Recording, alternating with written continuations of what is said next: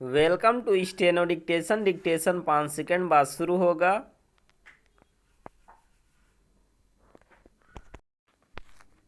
Start. चुनावी bond का वितरण तो सार्वजनिक हो गया, लेकिन अभी यह पता नहीं चल पाया कि चुनावी चंदा देने के लिए जो बांड खरीदे गए उन्हें किस राजनीतिक दल ने भुनाया। चुनावी बांड के जरिए विभिन्न दलों को मिले चंदे की रकम अभी और बढ़ेगी, क्योंकि एक वर्ष का आंकड़ा सामने आना शेष है। इस पर हैरानी नहीं कि चुनावी बांड के जरिए चंदा पाने वाले दलों में भाजपा सबसे आगे है।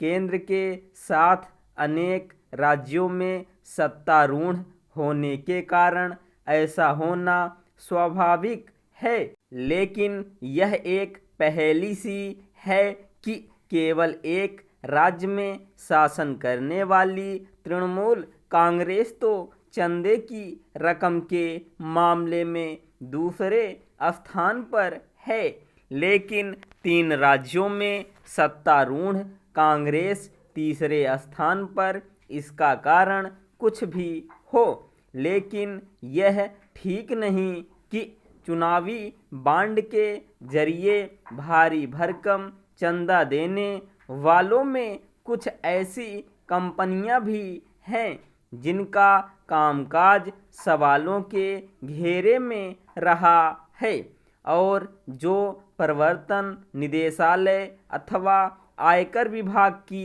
जांच के दायरे में रही हैं। इन कंपनियों के चंदा देने के कारण विपक्षी दलों को यह कहने का मौका तो मिल गया कि केंद्रीय एजेंसियों का इस्तेमाल करके भाजपा ने चंदा हासिल किया, लेकिन क्या वे यह दावा कर सकने की स्थिति में हैं कि ऐसी किसी कंपनी से उन्हें चंदा नहीं मिला? संभवतः इस प्रश्न का उत्तर चुनावी बांड के विशिष्ट नंबर सार्वजनिक होने से मिलेगा। सुप्रीम कोर्ट ने स्टेट बैंक से पूछा है कि ये नंबर क्यों नहीं उपलब्ध कराए गए। स्टेट बैंक का जवाब जो भी हो, यदि ये नंबर उपलब्ध हो जाते हैं तो फिर चुनावी बांड का सारा कच्चा चिट्ठा सामने आ जाएगा और यह पता चल जाएगा कि किसने किस राजनीतिक दल को कब कितना चंदा दिया। चुनावी चंदे की प्रक्रिया पारदर्शी होने के साथ ऐसी होनी चाहिए जिससे आम जनता को भी यह पता चल सके कि किसने किस दल को कितना चंदा दिया। वैसे तो चुनावी बांड की व्यवस्था चंदे की प्रक्रिया को पारदर्शी बनाने के इरादे से ही निर्मित की गई थी, लेकिन ऐसा हो नहीं सका।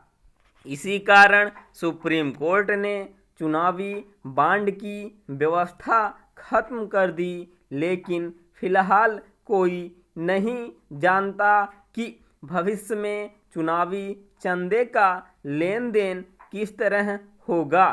यदि चुनावी चंदे की किसी समुचित प्रक्रिया का निर्माण नहीं होता तो फिर गोपनीय तरीके से चंदा देने का वह सिलसिला शुरू हो सकता है जिसमें जनता को इस बारे में कुछ पता ही नहीं चलेगा कि किसने किसको कितना चंदा दिया।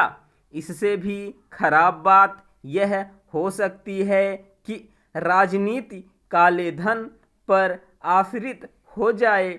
अब तो इसकी भी आशंका है कि राजनीतिक दल और साथ ही उन्हें चंदा देने वाले गोपनीय तौर तरीके ही अपनाना पसंद करें।